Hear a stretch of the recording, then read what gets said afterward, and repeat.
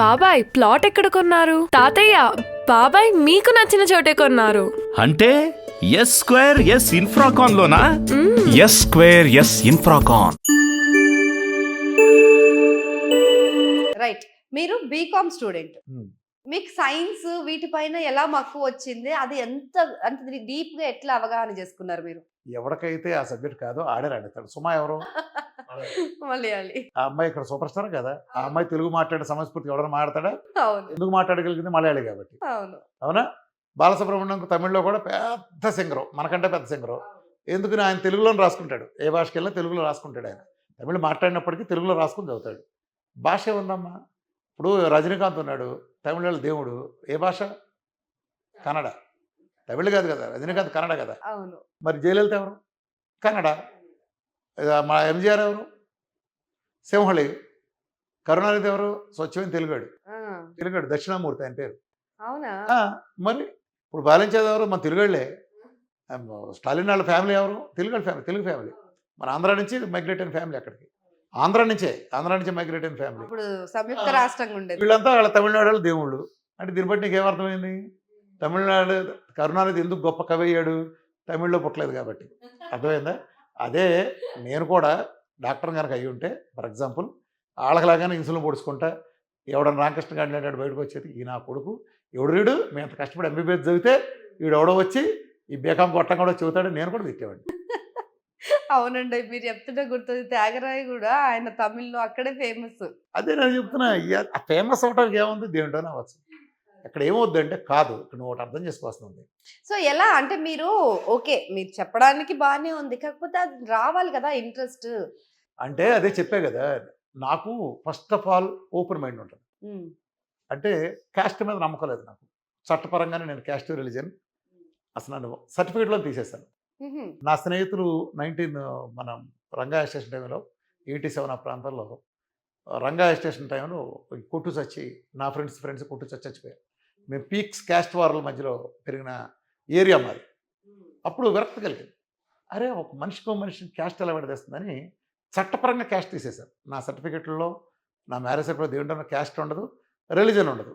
I'm not belonging to any community. చట్టపరంగా నా పెళ్లి కూడా నేను 100 రూపాయలు చేసుకున్నా. రిజిస్టర్ ఆఫీసర్ సంతకాలు. అక్కడ కూడా అంతే, క్యాస్ట్ రిలీజన్ ఉండదు సర్టిఫికేట్లో.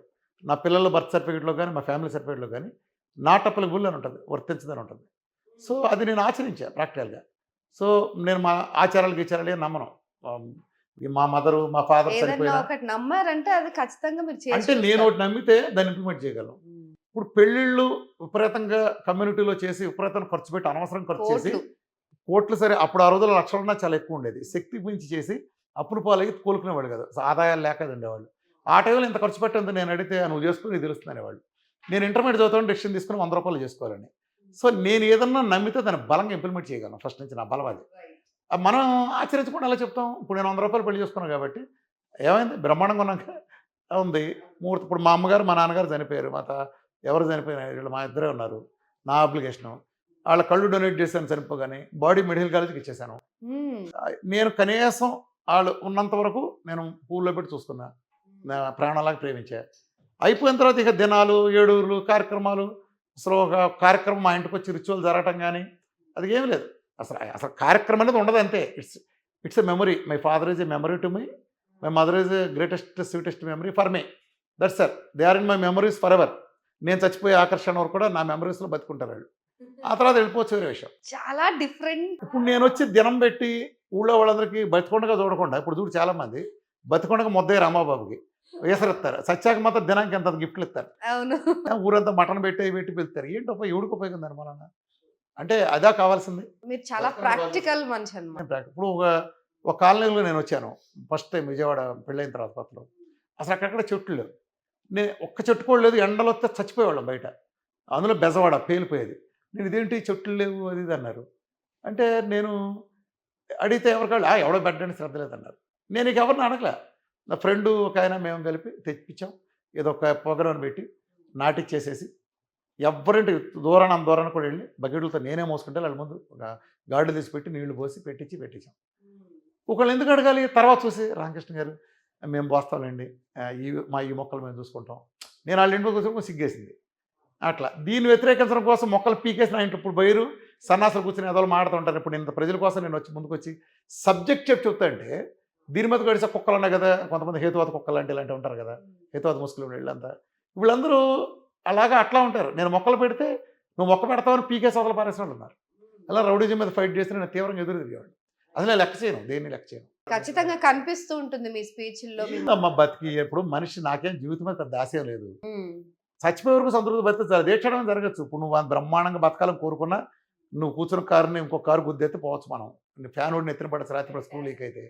ఇంతోటి దానికి ఎంత పోకలోడు ఉపయోగం ఉంది చెప్పు దానికి. ఎగ్జాక్ట్లీ. మళ్ళానే చేత కాకుండా కూర్చొని నాకు ఇష్టం లేదు.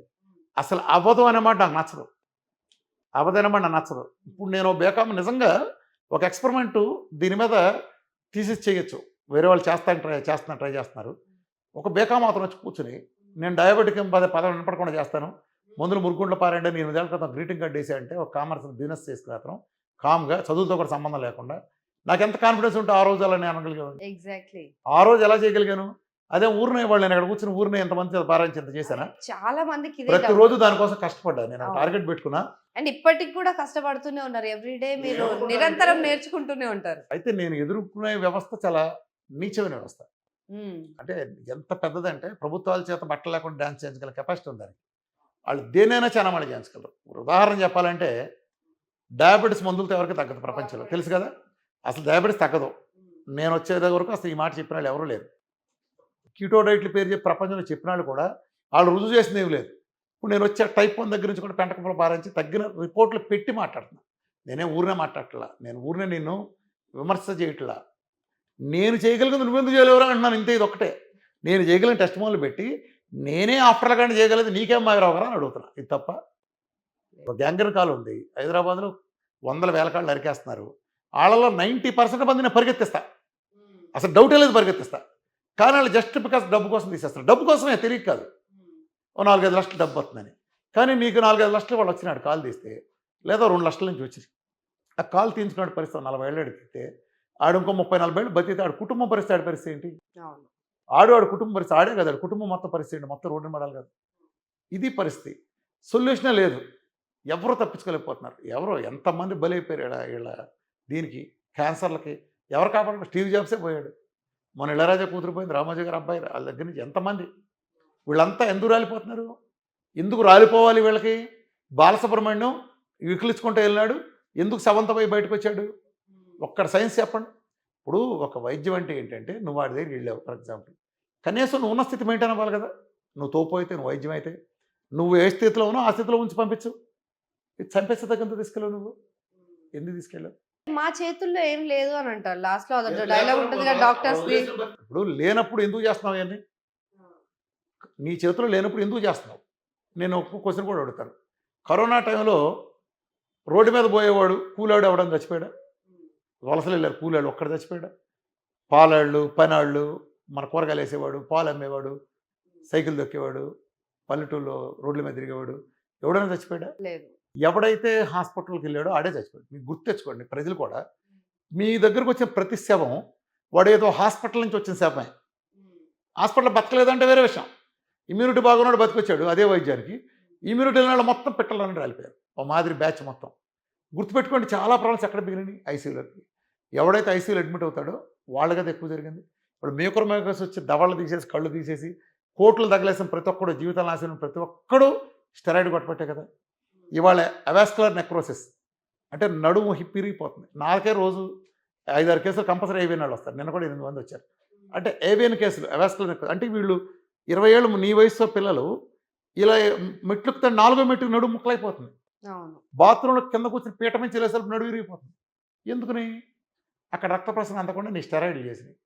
ఎంత అంటే అందులో 100వ వంతు స్టెరాయిడ్ ఇస్తే విదేశాల్లో జైల్లో పెడితే అంత డోసు ఇక్కడ కొట్టేశారు. అంటే ప్రోటోకాల్స్ లేవు, ఏమి లేవు, కొట్టేశారు. ఎవడు ఇష్టం వాడిది, ఎవడు రాజ్యం వాడిది. కరోనాకి ఇప్పటికి మందు ఉందా? ఇప్పటికి మందు ఉందా? మందు ఉన్న దగ్గర 1 కోటి బిల్లు తీసుకో. మందు లేని జబ్బుకు రోజు 1,00,000 బిల్లు ఎలా అయింది? 1,00,000 బిల్లు కోసం లేని మందులు కొట్టారు. బాలసుబ్రహ్మణ్యం ఎందుకు పోయాడు? మామూలుగా మందు కొట్టకుండా ఆ బిల్లు వేసి పంపినా సరిపోయేది. ఈ 1 కోటి ఇచ్చామంటం కోసం విపరీతమైన మందులు కొడితే ఆ మందుల ప్రభావం సరిపోయాడు. మందులు అనేది ఒక కెమికల్ అమ్మా, ఎక్స్ట్రా మెటీరియల్. ఆ మందుల మూలంగా కిడ్నీ లివర్ అంటే ఏదో ఒకటి ఏవి లేనప్పుడు ఏదైనా పని ఇప్పుడు ఇల్లు చేస్తుందేమో అంటుకుందాం నాకు ఫర్ ఆశతో ఎగ్జాంపుల్ ఇస్తుంటారు ఫర్ కదా. ఎగ్జాంపుల్ ఉమ్, నువ్వు ఇల్లు అంటుకుంది ఉమ్. ఏదో ఒకటి నీళ్లు దొరకలేదు కూడా పెట్రోల్ ఉంది పోతావా నువ్వు అనేది అదే నీళ్లు దొరకలేదండి ఏదో ఉంది కదా అట్లా టిన్ అక్కడ బాటిల్ తెప్పించాడు మా ఆయన అందుకనే ఏదో టిన్నే కదా పోతానంటావా షుగర్కు మందులు ఇచ్చినాన్ని 14 ఏళ్ళు జైల్లో పెట్టాలి షుగర్కు మందులు ఇచ్చినాన్ని ఈ మాట నేను 8 ఏళ్ల క్రితం చెప్పాను ఇప్పుడుకే చెబుతున్నాను